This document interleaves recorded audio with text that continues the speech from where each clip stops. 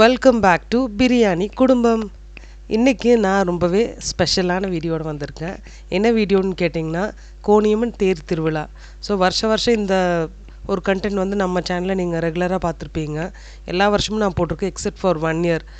அந்த வருஷமும் நான் வந்து வீடியோ எடுத்தேன், அதாவது போன வருஷத்துக்கு முந்தின வருஷம். ஆனால் வந்து வீடியோ குவாலிட்டி வந்து அவ்வளோ எனக்கு திருப்தி ஆகலைன்னு சொல்லி அந்த வீடியோ நான் போஸ்ட் பண்ணல.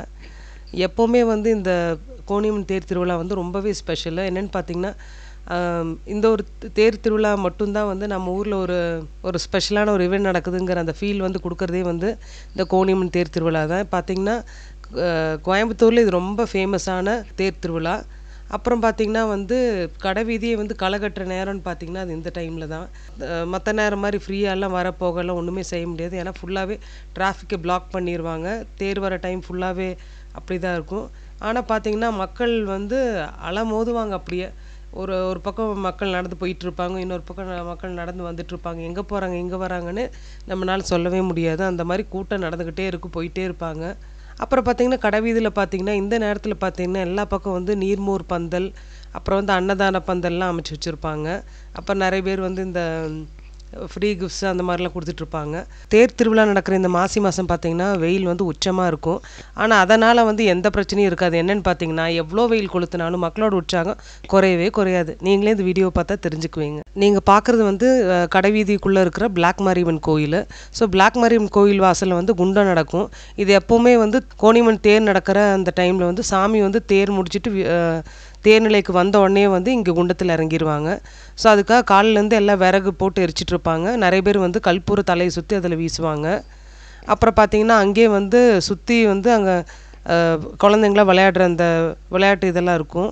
பிளாக் மாரியம்மன் கோயில் பக்கத்துலேயே வந்து பெரிய அன்னதானம் நடக்கும். அங்கேயும் வந்து ரொம்ப கூட்டமாக இருக்கும். அப்புறம் பார்த்திங்கன்னா வந்து நீங்கள் நடந்து போயிட்டே இருக்கலாம். சுற்றி வந்து உங்களுக்கு நல்லா வேடிக்கை பார்க்குறதுக்கு சூப்பராக இருக்கும். ஏன்னா நாங்கள் காலையிலே டிஃபன் சாப்பிட்டு வேடிக்கை பார்க்குறதுக்கு வந்தாச்சு. சும்மா ஒரு ரவுண்ட் அடிச்சுட்டு பிளாக் மாரியம்மன் கோயிலில் வந்து கற்பூரம் போட்டுட்டு நாங்கள் அப்படியே வந்து கோணியம்மன் தேர்கிட்ட போய் நாங்கள் வந்து உப்பு வீசிட்டு வருவோம். அப்படி நம்ம போகிறப்போ பார்த்திங்கன்னா நிறைய பேர்த்த மீட் பண்ணுற சான்ஸ் கிடைக்கும். நமக்கு தெரிஞ்சவங்க, பழக்கமானவங்க, ரிலேட்டிவ்ஸுன்னு. ஏன்னா அந்த ஊர்க்காரங்க அந்த ஏரியாக்காரங்க எல்லாருமே பார்த்திங்கன்னா இந்த கோணியம்மன் தேர் வந்து மிஸ் பண்ண மாட்டாங்க.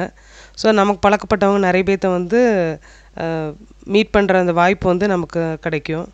அப்புறம் பார்த்திங்கன்னா கடை வீதியோட 2 சைட்லேயும் பார்த்திங்கன்னா ஃபுல்லாக சின்ன சின்ன கடை அமைச்சு வச்சுருப்பாங்க நடை வியாபாரிகள்.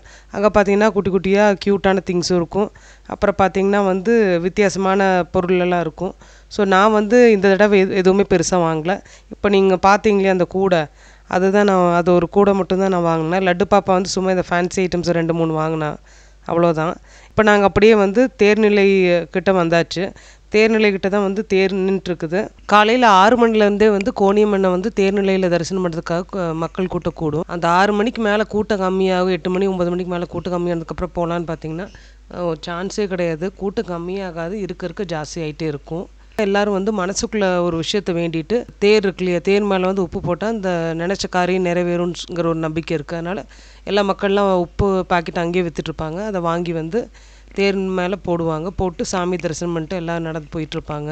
இருக்க வெயில் வந்து ஜாஸ்தியாகிடுச்சு. ஸோ ரொம்ப நேரம் நிற்க முடியல. சரி அப்படியே வீட்டுக்கு கிளம்புன்னு சொல்லி நாங்கள் கிளம்ப ஆரம்பித்தோம். நாங்கள் கிளம்புற நேரத்தில் பார்த்திங்கன்னா சண்டமேளம் போயிட்டு இருந்தது. அதெல்லாம் தாண்டி வரப்போ பார்த்திங்கன்னா இந்த சைடு ஃபுல்லாகவே இந்த ஃபேன்சி ஐட்டம்ஸ்லாம் நிறைய இருந்தது. நாங்கள் அதில் அவ்வளோ இன்ட்ரெஸ்ட் இல்லைங்கனால அதிகமாக எதுவும் பார்க்கல. அப்புறம் ஃபைனலாக நாங்கள் ஒன்றும் சாப்பிட வேண்டாம்னு நினச்சிட்டு இருந்தோம். கடைசியில் பார்த்திங்கன்னா ரொம்ப தண்ணி தாகம் அடிச்சிட்டுன்னு சொல்லி எல்லாம் மோர் குடித்தோம். வீட்டிலேருந்து கிளம்புன நேரத்துலேருந்தே பார்த்திங்கன்னா நான் வீடியோ தான் எடுத்துகிட்டு இருந்தேன். ஹஸ்பண்ட் தான் வந்து பாப்பாவுக்கு பத்திரமா கைப்பிடிச்சி கூட்டிகிட்டு வந்துட்டு இருந்தார். பாப்பாவுக்கு வேண்டியதெல்லாம் வாங்கி கொடுத்துட்டு இருந்தார். வெயிலுக்குள்ளே சுற்றி ரொம்ப அசதியாகிடுச்சுங்க. வீட்டில் வந்து தண்ணி குடிச்சிட்டு அப்புறம் ஃப்ரெண்ட்ஸ் அண்ட் ஃபேமிலி பார்த்ததுக்கப்புறம் தான் சந்தோஷமே ஆச்சு.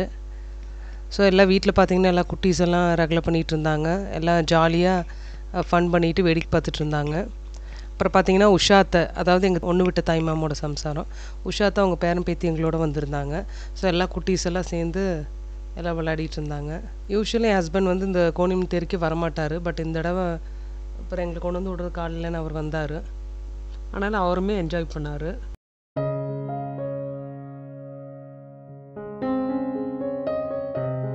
ரோட்டில் பார்த்திங்கன்னா இன்னும் கூட்டம் போயிட்டு வந்துட்டு இருந்தது. அப்புறம் பார்த்திங்கன்னா தேர் வந்து பக்கத்தில் வந்ததுன்னு சொன்னாங்க. ஏன்னா இந்த கோபி பஸ் பொம்மை, இந்த பொம்மை பேர், இந்த பொம்மை முன்னாடி வந்துருச்சுன்னா பின்னாடி சாமி வருதுன்னு அர்த்தம். இந்த தேர் வந்தாச்சு பாருங்கள்.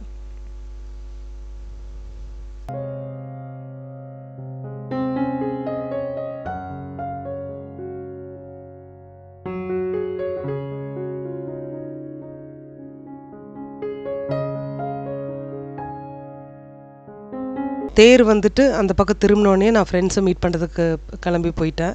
இது பார்த்தீங்கன்னா என் ஃப்ரெண்டு ஸ்ரீவித்யாவை பார்த்துட்டு கொஞ்ச நேரம் பேசிட்டு அப்புறம் நாங்கள் 2 பேரும் சேர்ந்து ஸ்ரீதேவி வந்திருக்கான்னு கேள்விப்பட்டு ஸ்ரீதேவி பார்க்க போனோம். ஸ்ரீதேவி வந்து சென்னையிலேருந்து வந்திருக்கா, அவளோட 2 பசங்களோட வந்திருந்தா. அவளையும் மீட் பண்ணிவிட்டு கொஞ்ச நேரம் பேசிட்டு அங்கே கொஞ்ச நேரம் டைம் ஸ்பெண்ட் பண்ணிட்டு இருந்தோம்.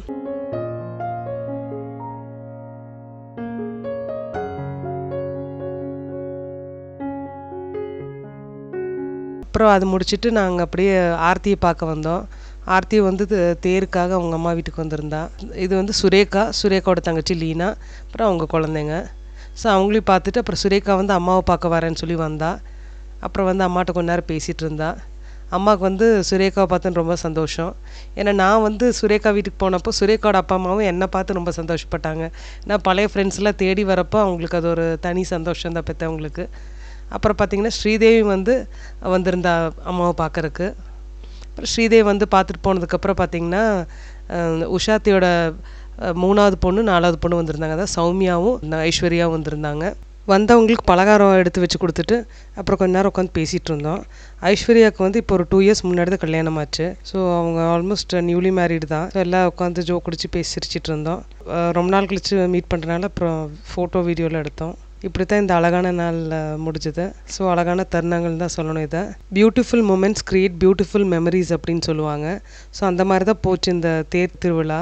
ஸோ வந்து இப்போ தான் காலையில் எந்திரிச்ச மாதிரி இருக்குது, அதுக்குள்ளே ஒரு நாளே முடிஞ்சிருச்சு.